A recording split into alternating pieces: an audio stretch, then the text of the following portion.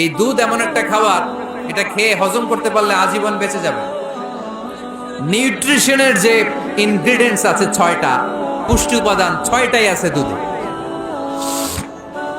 এজন্য আল্লাহ রাসূল সাল্লাল্লাহু আলাইহি ওয়াসাল্লাম দুধ বড্ড পছন্দ করতেন আর বলতেন, আলাইকুম বি আলবানিল বাকার, তোমরা গরুর দুধ খেও, ফা ইন্নাহা তুরাম্মু মিনাল আশজার, কেননা গরুর দুধ এটা ঘাস লতা পাতার নির্যাস।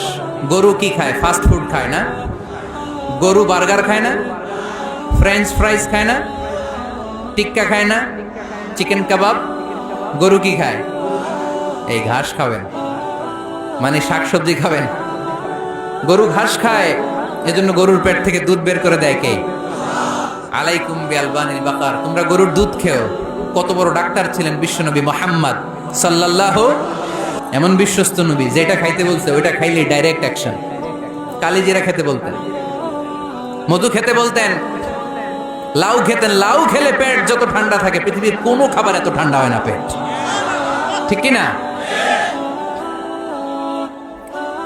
এজন্য বিশ্বনবী বলছেন, আলাইকুম বিআলবানিল বাকার, গরুর দুধ খাবা, ফা ইন্নাহা তুরাম্মু মিনাল আশজার, কেননা ঘাস পাতা খেয়ে গরুর ভেতরে আল্লাহ ঘাস পাতার মাধ্যমে দুধ বানায়। আবার বিশ্বনবী বললেন, মেরাজের রাতে জিব্রাইল 3টা মগ এনে আমার হাতে দিয়েছিল। এক মগের মধ্যে ছিল পানি, আরেক মগের মধ্যে ছিল মদ, আরেকটা মগের মধ্যে ছিল দুধ। 3টা দিয়ে আমার টেস্টিং শুরু করে দিছে। টেস্টিং করতেছে। বিশ্বনবী ধরেন তো কোনটা ধরবেন? বিশ্বনবী দুধেরটা ধরলেন, কোন সুবহানাল্লাহ। সাইয়েদনা জিব্রাইল বললেন, আখাস্তাল ফিতরা, নবী আপনি যেমন ধরছেন তেমন, আপনি যেমন, আপনার স্বভাব যেমন, নিয়েছেনও তেমন। এজন্য দুধ খাবেন, বাচ্চাদেরকে দুধ খাওয়াবেন। অনেক মায়েরা বাচ্চাদেরকে বুকের দুধ খাওয়াতে চায় না, ডানু খাওয়ায়, ল্যাকটোজেন খাওয়ায়, সিরালাক খাওয়ায় না। আমার মায়েরা, আমার সম্মানিত বোনেরা, বাচ্চাদেরকে দুধ খাওয়াবেন। ওয়াল ওয়ালিদাতু ইরদি'না আওলাদাহুন্না হাওলাইন, 2 বছর খাওয়াবেন, কামিলাইন, পরিপূর্ণ, লিমান আরাদা আইয়ুতিম্মার রাদাআ, কারণ মায়ের বুকের দুধের প্রথম যে দিক থেকে যে দুধটা বের হয় এটাকে বলে শাল দুধ। এই শাল দুধের মধ্যে অনেক ন্যাচারাল ভ্যাকসিন আছে। ডাক্তাররা বলেছে বাচ্চাদের ব্রেইন, হাড্ডি শক্ত হওয়া, মেমোরি শার্প হওয়া, উদ্যম আর উজ্জীবিত হওয়ার জন্য, সজীব আচরণের হওয়ার জন্য মায়ের বুকের দুধটা খুবই জরুরি। এটা অবশ্যই খাওয়াবে। আর এই মায়ের বুকের দুধের ভেতরে আল্লাহ বাচ্চার জন্য প্রথম টিকাটা ফ্রি দিয়ে দিচ্ছে। বাচ্চার জন্য কিছু টিকা দেয়া লাগে না, যক্ষা, এটা সেটা, প্রথম টিকাটা ফ্রি। প্রথম টিকাটা আল্লাহ দিছে মায়ের বুকের দুধের ভিতরে। এজন্য নিজেরাও দুধ খাবো, বাচ্চাদেরকেও মায়ের বুকের দুধ খাওয়াইতে হবে, ঠিক কিনা? গরুর দুধের ভিতরে অনেক পুষ্টি আছে, হজম করতে পারলে অনেক পুষ্টি। আমরা যেন বেশি বেশি দুধ পান করি, আল্লাহ তুমি তৌফিক দান করো। তাহলে দুধের এই কথা কোরআনে যা আছে, সায়েন্স তাই বলছে। কোরআন বলছে 1500 বছর আগে, সায়েন্স এখন খালি ঘোষণা দিতেছে বাচ্চাদের দুধ খাওয়ান, গরুর দুধ খান, এটাতে উপকার আছে। তার মানে এই প্রাণীকুলের ব্যাপারে প্রাণীবিদ্যার যে তথ্য, কোরআন আর বিজ্ঞান মিল আছে না নাই? এরপরে কোরআন বলেছে মধু খাও, লিকাওমি ইয়াতাফাক্কারুন, চিন্তাশীলদের জন্য। এই মধুর মধ্যে আল্লাহ চিন্তা রেখে দিয়েছেন। আওহা রাব্বুকা ইলান নাহাল, আল্লাহ মধুরে মেসেজ পাঠাইছে। আমরা মোবাইলে কি পাঠাই? এই মেসেজ আমার মোবাইলে আসে, আমার বন্ধু আমারে পাঠাইলে আরেক জায়গায় যায়, শুধু আমিই জানবো। মৌমাছির আল্লাহ যেটা পাঠাইছে এটা মৌমাছি বুঝতে পেরেছে। আনিত্তাখিদি, আল্লাহ অর্ডার করার সময় নারী মৌমাছিকে বলেছে, এটা মুয়ান্নাসের সিগা। আপনারা যারা আরবি জানেন, আলেম ওলামা ইকরাম যারা এসেছেন তারা জানেন, ইত্তাখিজ এটা মুযাক্কার, পুরুষের জন্য, ইত্তাখিদি মুয়ান্নাস, নারীদের জন্য। আল্লাহ মৌমাছিকে যখন বলেছেন মৌচাকের বাসা বাঁধো, তখন আল্লাহ পুরুষ মৌমাছিরে বলে নাই, বলছে নারী মৌমাছিকে। কোন মৌমাছিকে?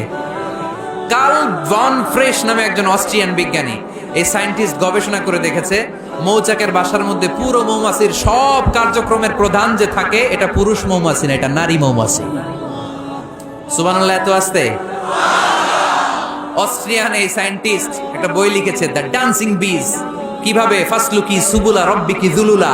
এইখানে মৌচাক আর মধু আনতে যায় 5 মাইল দূরে, এরপরে আবার এই রাস্তাটা চিনে মৌমাছি যে আসে ওরে রাস্তা চিনায় দেয় কে? আল্লাহ সিক্রেট মেসেজ দিয়ে বললেন, ইত্তাখিদি, ঘর বানাও। আওহা রাব্বুকা ইলান নাহলি আন ইত্তাখিদি বাইতা, উপরে ঘর বানাও, মিনাল জিবালি বুয়ুতা, পাহাড়ে বানাও, গাছের মগ ডালে বানাও, যাতে পোলাপানরা ঢিল মারতে না পারে। কাছাকাছি নিচু জায়গায় মৌচাকের বাসা হলে পোলাপানরা কি করে? মধু খাওয়ার জন্য ঢিল মারে না? আল্লাহ দেখেন কিভাবে সিক্রেট মেসেজ দিল যে নিচে তুমি তোমার মৌচাকটা করো না, উপরে বানাও। আর আমার দেখা পথ অনুযায়ী তুমি মধু নিয়ে আসো। এটাকে বলে ফ্লাওয়ার নেক্টার, পুষ্পরস। মধু এত ভালো কেন? এর কারণ মৌমাছি যখন পুষ্পরস বা ফ্লাওয়ার নেক্টার সে নিয়ে আসে, সে ফলের রস আনে, সে ফুলের রস আনে, সে বনাজি গাছ থেকে আনে, ঔষধি গাছ থেকে আনে, হার্বাল ট্রি থেকে আনে। এজন্য মধুর চেয়ে ঔষধি গুণসম্পন্ন কোন ন্যাচারাল লিকুইড পানীয় পৃথিবীতে আবিষ্কার হয় নাই। চিল্লায় এখন সুবহানাল্লাহ।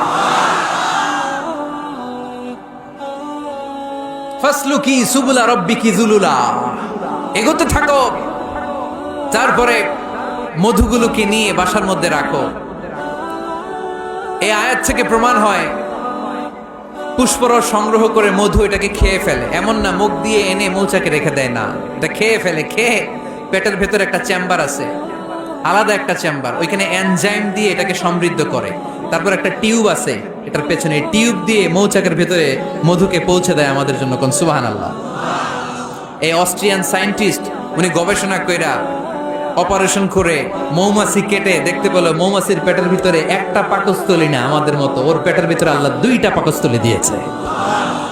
একটা তার নিজের খাবারের পাকস্থলী, আর একটা আমাদের জন্য যে মধু এনে এটাকে এনজাইম লিকুইড দিয়ে সমৃদ্ধ করবে, ওইটার জন্য আরেকটা পাকস্থলী। চিল্লায় পড়তে হবে আল্লাহু আকবার।